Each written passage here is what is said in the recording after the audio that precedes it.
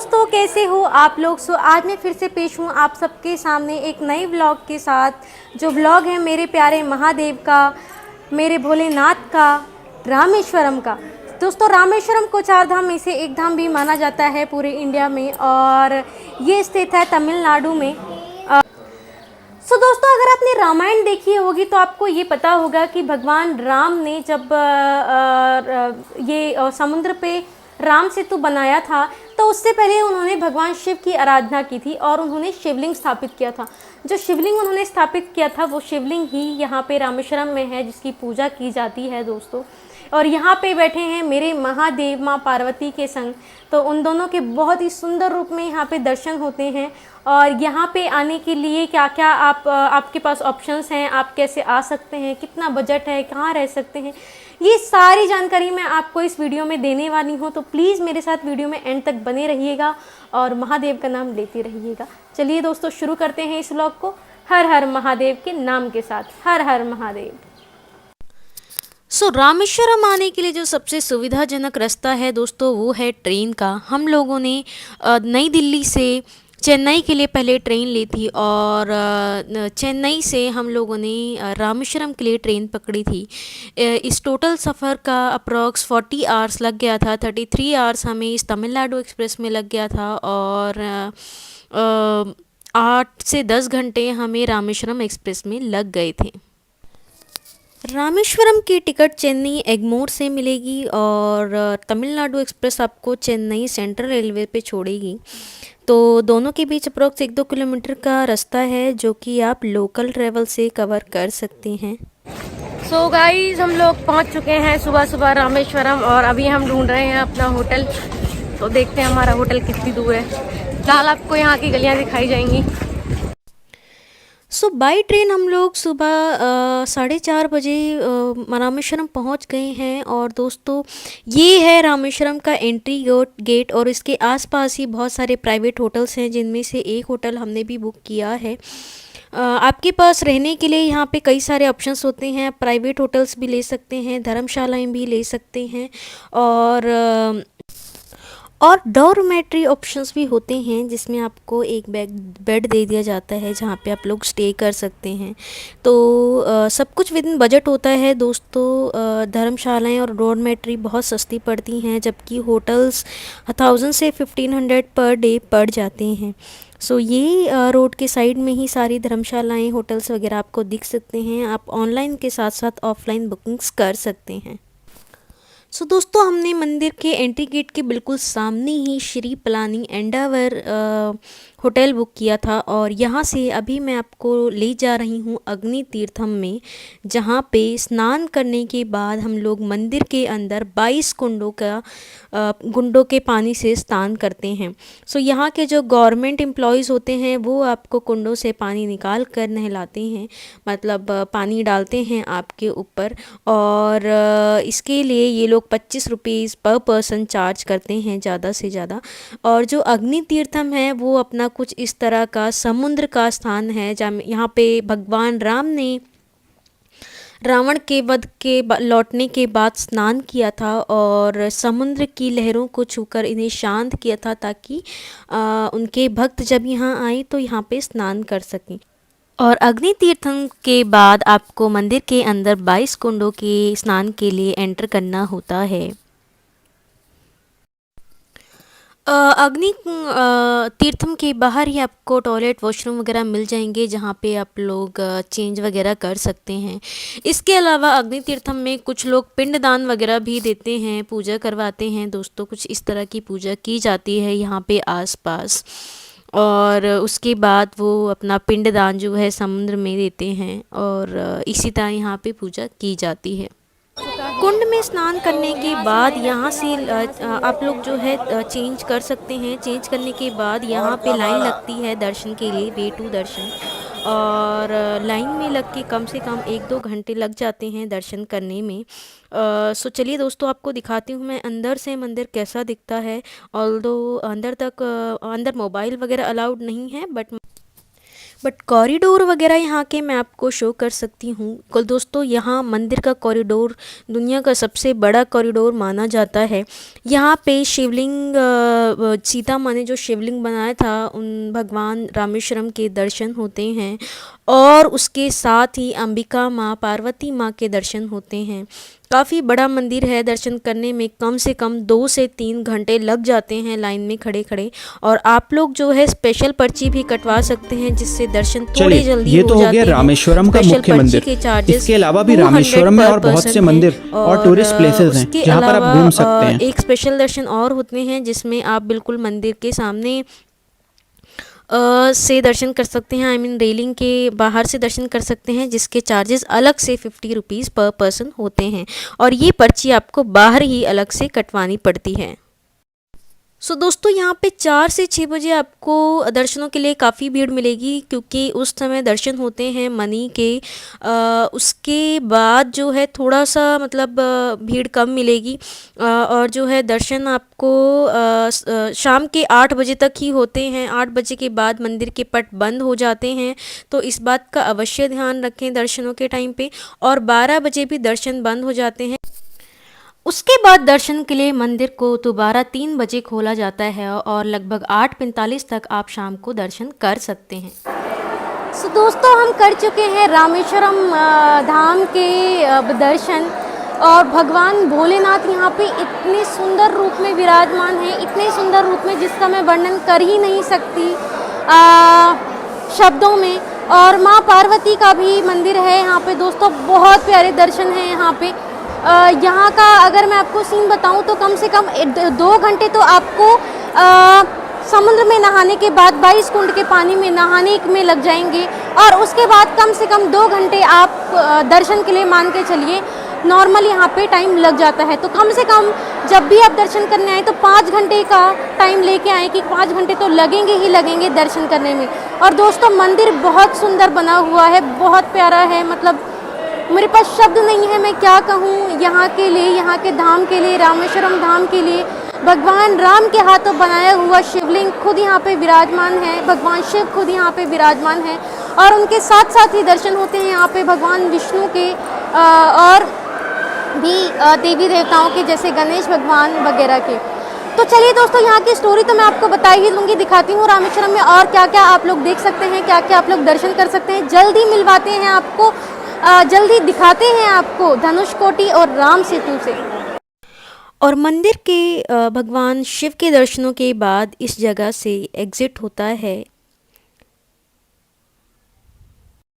और मंदिर से निकलने के बाद यहाँ पे काफ़ी अच्छी मार्केट भी है दोस्तों, जहाँ पे आप लोग खाना पीना खा सकते हैं और कुछ सामान वगैरह भी परचेज़ कर सकते हैं। आसपास ही होटल, धर्मशालाएँ सब कुछ हैं। खाने के ऑप्शन में अगर मैं आपको बताऊं तो यहाँ पे काफ़ी सारे रेस्टोरेंट्स हैं जहाँ पे साउथ इंडियन और नॉर्थ इंडियन आप लोग खा सकते हैं। इसके अलावा मंदिर के अंदर भंडारा भी चलता रहता है, जो कि एक लिमिटेड टाइम तक होता है। वहाँ पे भी आप लोग जो है खाना वगैरह खा सकते हैं। स्टे के ऑप्शन की बात अगर मैं करूं तो दोस्तों, आप श्री पलानी एंडावर होटल में रुक सकते हैं। ये यहाँ का कुछ 4 बेड रूम है, जो कि काफ़ी अच्छा, क्लीन और काफ़ी प्यारा है, जिसके चार्जेस 1200 to 1500 पर डे हैं। और ये देखिए, यहाँ पे एक मिरर वगैरह भी लगा हुआ है। अगर मैं यहाँ से बाहर का सीन आपको दिखाऊं तो ये कुछ इस तरह के वॉशरूम वगैरह हैं यहाँ पे। और दोस्तों, ये जो रूम है वो सी साइड मतलब सी के किनारे भी है। तो ये देखिए, यहाँ से सी का व्यू भी आपको बहुत आराम से देखने को मिल जाता है, जो कि काफ़ी प्यारा और काफ़ी सुंदर है, और ये यहाँ के कुछ होटल्स में ही अवेलेबल होता है।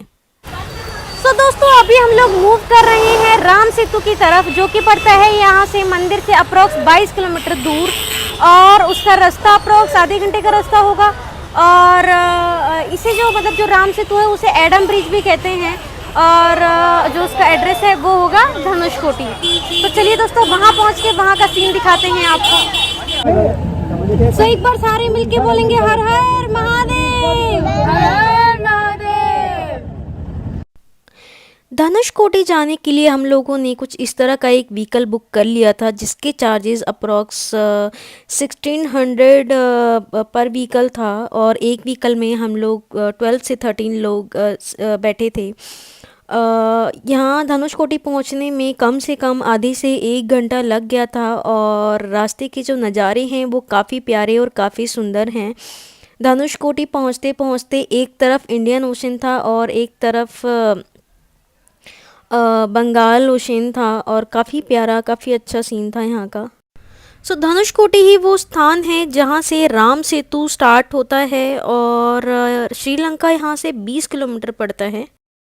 और हम लोग धनुषकोटी पहुँच चुके हैं। ये कुछ नज़ारे हैं धनुषकोटी के आसपास के। और दोस्तों, यही है वो स्थान जिसे धनुषकोटी के नाम से जाना जाता है। और ये है एक स्तंभ जो आप मेरे सामने देख रहे हैं, जिसमें लगा हुआ है अशोक चिन्ह। ये देखिए कितना गोल्डन में ये अशोक चिन्ह लगा हुआ है, और आप लोग जो है यहाँ पे पिक्स वगैरह भी क्लिक करवा सकते हैं। काफ़ी प्यारा नज़ारा है यहाँ का। तो चलिए दोस्तों, दिखाते हैं यहाँ से राम सेतु कहाँ से स्टार्ट होता है। दोस्तों, इस वक्त हूँ मैं धनुषकोटी पे, और आप मेरे पीछे देख सकते हो ये जो ब्रिज दिख रहा है, जो आइलैंड दिख रहा है, इसके पास ही राम सेतु है। राम सेतु यहाँ पे डूबा हुआ है 6-7 मीटर डाउन, और उस टापू के आगे 2 मीटर डाउन है। लेकिन राम सेतु को अगर ऊपर से देखा जाए तो दिखता है, लेकिन ऐसे सामने से देखा जाए तो नहीं दिखता। बट क्योंकि यहाँ से राम सेतु बना था, इस वजह से लोग यहाँ को पूछते हैं और धनुषकोटी के नाम से इसको जानते हैं। धनुषकोटी के बाद आप लोग विभीषण मंदिर के दर्शन कर सकते हैं, जो कि 5 से 6 किलोमीटर है धनुषकोटी से। दोस्तों, इस स्थान पे कहते हैं भगवान राम ने विभीषण का पत्राभिषेक किया था, उनको राजा बनाया था श्रीलंका का, और तभी से इस स्थान को विभीषण मंदिर के नाम से पूजा जाता है। दोस्तों, हम पहुंच चुके हैं विभीषण मंदिर। मेरे पीछे आप देख सकते हो ये विभीषण मंदिर है।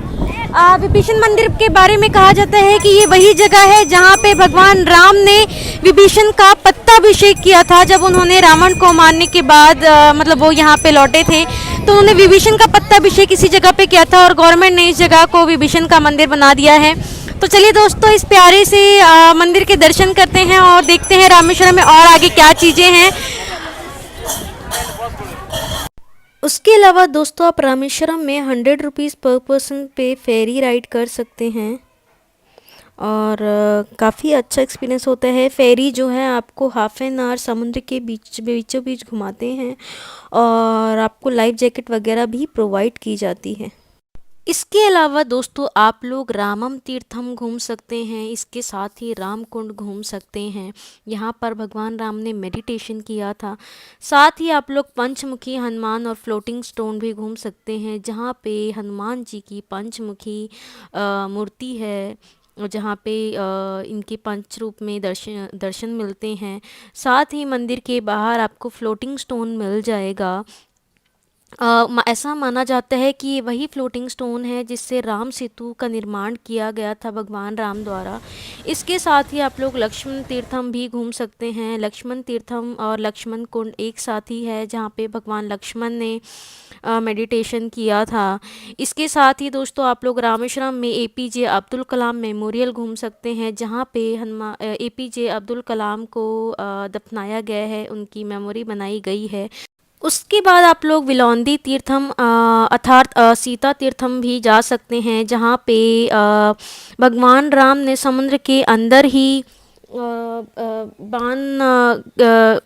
बांध से पानी निकाला था, जिससे सीता माँ की प्यास बुझी थी। कहते हैं इस कुंड का पानी बहुत मीठा है, और साथ ही इसके साइड में जो समुद्र हैं उस समुद्र का पानी खारा है। तो इस स्थान की काफ़ी अच्छी महिमा है, काफ़ी प्यारी महिमा है, ऐसा माना जाता है। इसके बाद दोस्तों, रामेश्वरम में सबसे प्यारी जगह है पंबन ब्रिज, जिसे कहते हैं कि समुद्र पे सबसे बड़ा जो ब्रिज बना हुआ है वो यही ब्रिज बना हुआ है, और बहुत सुंदर है। यहाँ पे ट्रेन भी चलती है, साथ ही व्हीकल्स भी चलते हैं, दोनों के लिए बहुत ही सुंदर ब्रिज बना हुआ है।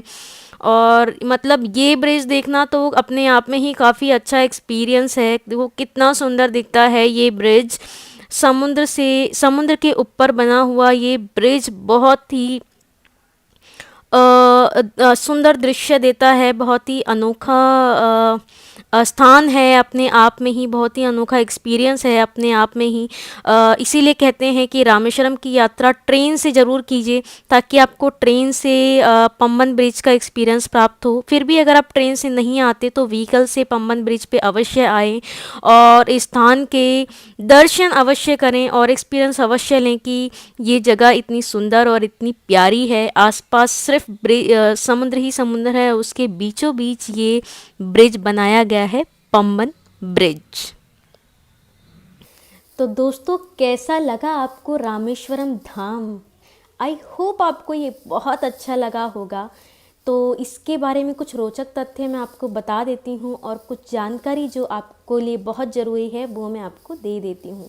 तो सबसे पहले मैं आपको इस स्थान के बारे में बता दूं तो इसे 4 धामों में से, पूरे इंडिया के 4 धामों में से एक धाम माना जाता है और साथ ही शिव के 12 ज्योतिर्लिंगों में से एक ज्योतिर्लिंग इसे माना जाता है।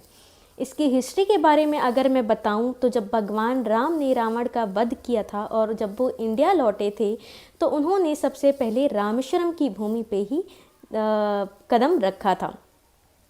उसके बाद ब्रह्म हत्या से मुक्ति पाने के लिए उन्होंने यहाँ पे शिवलिंग बनाना चाहा और उसकी पूजा करनी चाहिए, क्योंकि यहाँ पे कोई और मंदिर नहीं था। इस वजह से उन्होंने हनुमान जी को कैलाश से शिवलिंग लाने के लिए कहा था, किंतु समय पर हनुमान जी के ना लौटने पर माँ सीता ने समुद्र की रेत से ही शिवलिंग का निर्माण किया था और उसी की ही भगवान राम ने पूजा करके अपने पाप से मुक्ति पाई थी। उसके बाद हनुमान जी द्वारा लाए गए शिवलिंग को भी भगवान राम ने यहीं स्थापित कर दिया था। दोस्तों इस मंदिर में आपको दोनों शिवलिंग के दर्शन हो जाएंगे और साथ ही दर्शन होंगे आपको अंबिका माँ के, माँ पार्वती जी के, और काफ़ी प्यारे और काफ़ी सुंदर दर्शन होते हैं यहाँ पे। उसके अलावा दोस्तों अगर मैं यहाँ के बारे में बताऊँ कि ये जगह कहाँ पे है, तो ये तमिलनाडु राज्य में एक पम्बन आइलैंड है, उसके ऊपर रामेश्वरम जगह स्थित है। इस जगह के बारे में अगर आप ये जानना चाहते हैं कि आप कैसे पहुंच सकते हैं, तो सबसे जो सरल मार्ग और जो सबसे सस्ता मार्ग है वो है रेल मार्ग। तो आप जो है कहीं पूरे इंडिया में कहीं से भी ट्रेन लेकर चेन्नई, मदुरई, कोयम्बटूर, ट्रिची इन जगहों पर पहुंचने के बाद वहां से डायरेक्ट रामेश्वरम के लिए ट्रेन ले सकते हैं। सिर्फ इन्हीं जगहों से ही डायरेक्ट ट्रेन है रामेश्वरम के लिए। और ये ट्रेन की जर्नी सस्ती होने के साथ साथ ही काफ़ी एडवेंचरस एक्सपीरियंस भी होती है, क्योंकि पम्बन ब्रिज जो है ना उसके ऊपर से ही ट्रेन गुजरती है और काफ़ी अच्छा सीन आपको देखने को मिलता है। तो उसके साथ ही दोस्तों आप जो है इस जगह पे चेन्नई, ट्रिची, कोयम्बटूर इन जगहों से आप जो है सड़क मार्ग द्वारा भी आ सकते हैं अगर आप अपने व्हीकल से आ रहे हैं। तो अगर आप रेल यात्रा में कंफर्टेबल नहीं हैं तो आप लोग हवाई जहाज़ से आ सकते हैं। जो इसका नियरेस्ट एयरपोर्ट पड़ता है वो मदुरई पड़ता है और मदुरई से रामेश्वरम 163 किलोमीटर पड़ता है, जहां से आप लोग कोई व्हीकल लेकर या बस लेकर रामेश्वरम पहुंच सकते हैं। अगर मैं बात करूं कि यहाँ पे आपको कितने दिन स्टे करना चाहिए, तो दोस्तों 2 दिन और 1 रात से ज़्यादा की यहाँ पे टिकने की आवश्यकता नहीं है। इससे ज़्यादा का ट्रिप नहीं है ये। दर्शन में 3-4 घंटे ही लग जाते हैं, बाकी जगह आप 1.5 दिन में आराम से कवर कर सकते हैं। उसके अलावा अगर आप मेरे से ये पूछें कि हाँ किस समय आना चाहिए, तो दोस्तों मैं हमेशा यही सजेस्ट करूँगी कि यहाँ पे अक्टूबर से लेके मार्च के बीच ही आएँ। तब पूरे इंडिया में ठंड होती है, परंतु साउथ इंडिया में ठंड नहीं होती बल्कि गर्मी होती है। अगर आप गर्मी के मौसम में आएंगे ना तो बहुत ह्यूमिडिटी होगी और बहुत गर्मी होगी, जो आप लोग अगर दिल्ली वगैरह में रहते हैं तो शायद ही झेल पाएँ। लेकिन ऐसा कोई ज़रूरी नहीं है, आप साल में 12 महीने में कभी भी आ सकते हैं। बट ये जो टाइम मैंने बताया अक्टूबर से मार्च, वो आपकी कंफर्टेबल, आपके कन्वीनियंस के हिसाब से बताया है दोस्तों। बजट की बात करूं तो अगर आप रेल से यात्रा करते हैं तो एक इंसान का, एक पर्सन का जो बजट एक आ जाएगा पूरे ट्रिप का, वो कम से कम 7 से 8 हज़ार ही आएगा। इससे ज़्यादा का बजट नहीं आएगा यहाँ पे। खाने पीने की काफ़ी अच्छी व्यवस्था है, स्टे की काफ़ी अच्छी व्यवस्था है, वो तो मैंने पूरी वीडियो में आपको बता ही दिया, आप कहाँ स्टे कर सकते हैं, क्या खा पी सकते हैं। और कहते हैं यहाँ पे गंगा जल चढ़ाने का महत्व है। अगर आप अपने घर से या कहीं से भी गंगा जल लेके यहाँ पे आते हैं और शिवलिंग पे चढ़ाते हैं तो उससे काफ़ी कई पापों से मुक्ति मिल जाती है। सो दोस्तों, ये कुछ जानकारी थी जो रामेश्वरम धाम के लिए थी। अगर कोई जानकारी मैंने मिस कर दी हो तो आप लोग मेरे से कमेंट में पूछ सकते हैं, आप लोग मेरे से मेरी इंस्टा आईडी पे मैसेज करके पूछ सकते हैं। इसके साथ ही दोस्तों, इस प्यारे से व्लॉग को मैं यहीं पूर्ण विराम दूंगी और एट दी एंड मैं बस यही कहना चाहूँगी कि अगर आपको वीडियो पसंद आती हो तो प्लीज़ वीडियो को लाइक करें, कमेंट करके मुझे बताएं कि आपको वीडियो कैसी लगी। वीडियो को ज़्यादा से ज़्यादा शेयर करें। अगर आप मेरे चैनल पे नए हैं तो चैनल को सब्सक्राइब करें, बेल आइकन को प्रेस करें ताकि मेरा कोई भी नया व्लॉग आए तो उसके बारे में आपको पता चल जाए। तो चलिए दोस्तों, मिलते हैं आपसे अगले व्लॉग में, तब तक के लिए हर हर महादेव।